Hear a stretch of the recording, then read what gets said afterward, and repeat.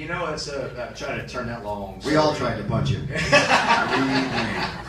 Craft service. So originally in the Rumble, Pony Boy had quite a bit to do. So I had been rehearsing and sort of choreographing about 2 weeks worth of work in punches and fights. And of course it poured rain that first night, so the stunt person, Reed Rondell, stepped up and slipped and cracked me right in the jaw, and down I went.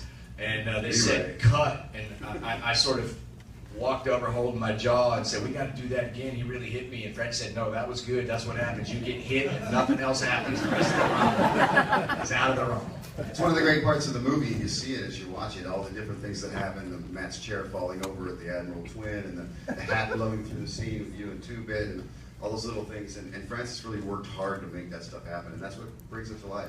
The natural things that occur, he used all the time.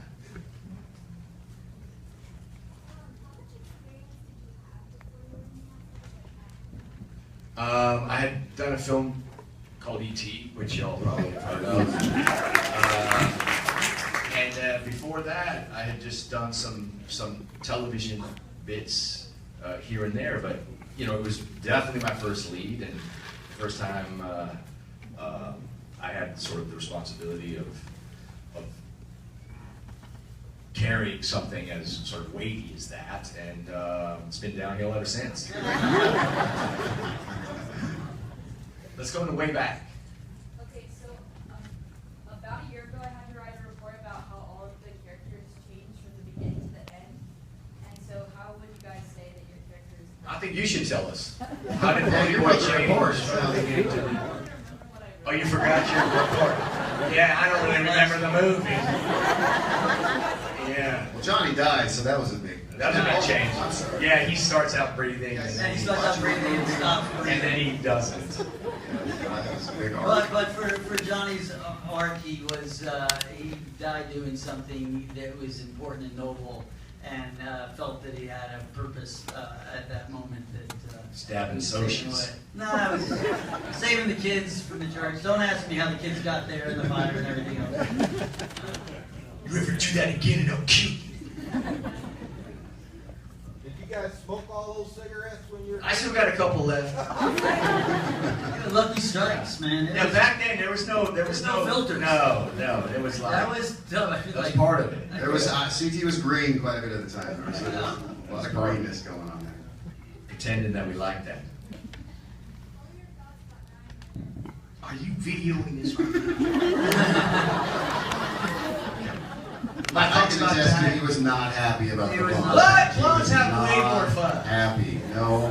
I remember going into the makeup trailer and there was a very unhappy. Well, it was because it was bozo orange. Yeah, that first try didn't work out so well. And they all made fun of me sitting there. I was extremely conscious and aware of myself at 14 years old. And they were like, oh my God, look at your hair!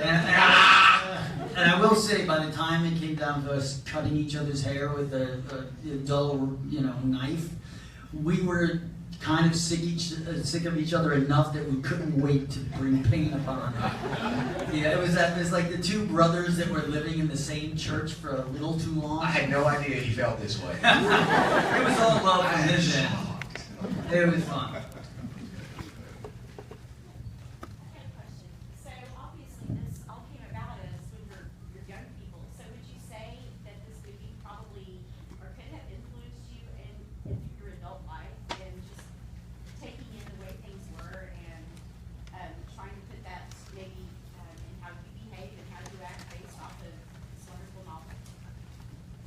Well, I think inherently we all have degrees of each character embedded in ourselves, and that's what I think Coppola saw in us as he cast us. So naturally there's something there, but even watching a movie or being reminded about parts of the movie, I personally love the fact that I was able to play a character who was raised in sort of a tough environment with switchblades and greasers and chains and whatnot, but he recognized poetry and books and sunsets and within that I thought there was something that I related to, because I was raised in a tough environment. My father rode bulls for 12 years for a living. I was a cowboy and thought I was going to be a professional cowboy and ride bulls, and but here I was also an actor, and you know, I could really relate to that. So I think one of the brilliances that Coppola had was recognizing those inherent traits in us personally, especially as kids. So it made us real, made it all real. Yeah. And then also dealing with, you know, the themes of the social class differences. We still deal with that today. We all do as whether you're... Ralph doesn't. He's above it all. My gated community.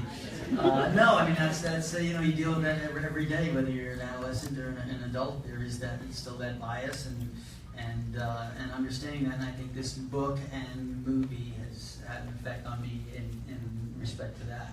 We'll take one more question when we get on with things. We're in the back of the hat there. Thank you. Even though he's a Yankee fan. Daren. Daren, how fun was it to drive that beautiful blue Mustang? It was really fun, but I mean, you know, this was.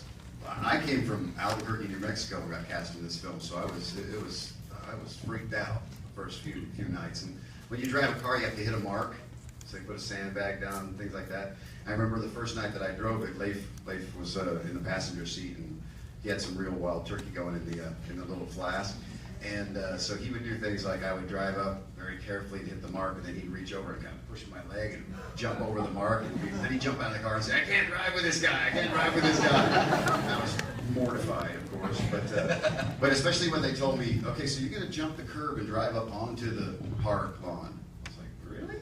I get to drive on the park? This is great. It was fantastic." Thank you, guys. Enjoy the movie. It's so great. Thank you for coming, everyone. Appreciate it.